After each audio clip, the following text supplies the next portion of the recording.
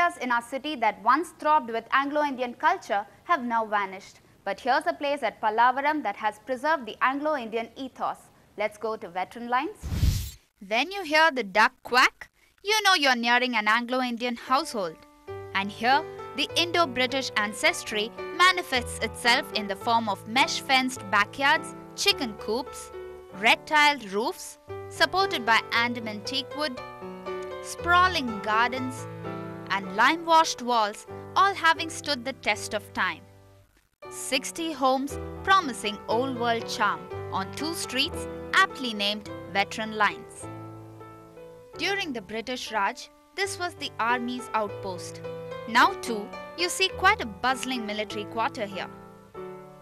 Even the military people, they loved our boys because everyone knew music. They used to play the guitars, they play the mouth organ, they'll play the violin, they'll play the Casio.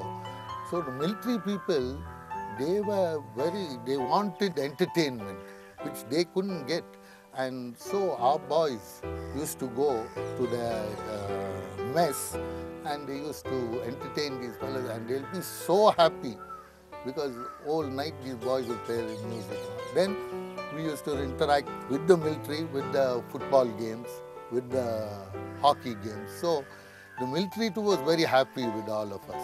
Somehow, till today, the Anglo-Indians have kept that culture and everything going till today.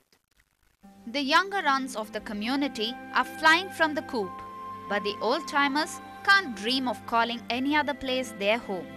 Proof, 92-year-old Aileen. She lives alone in this century-old house, but lonely is not something she is. It's more the community, the Anglo-Indian community. We are living like a family, a very large family.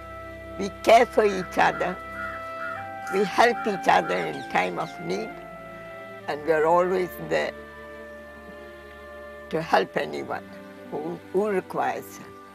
So that is the reason why I don't like to leave this place. The charm of the bygone days is still very much there, though fading with the years. Take for example the famous White Hall. It may have a trellised portico and a high ceiling, but the old grandeur has vanished. But the residents of the area have strong bonds with the locality and their past. The Pallavaram Cantonment Board, which owns a majority of the properties here, is to be lauded.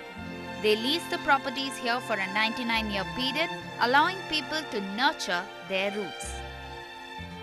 Now, the garden belongs to the military estates office, which is the lease land. So I cannot do anything on that.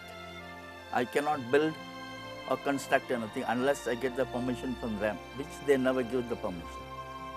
Regarding the pata, the house, I can do repairs to it, do some construction on it with the permission of the Cantonment Board. But I'll have to get the permission from them. And did you know the building of St. Stephen's Church was spearheaded by 4 Anglo-Indian women? This cozy quarter is a unique example of old wine in an old bottle. There is indeed an underlying thread that links memories, music and the warm mushiness of romance, don't you think?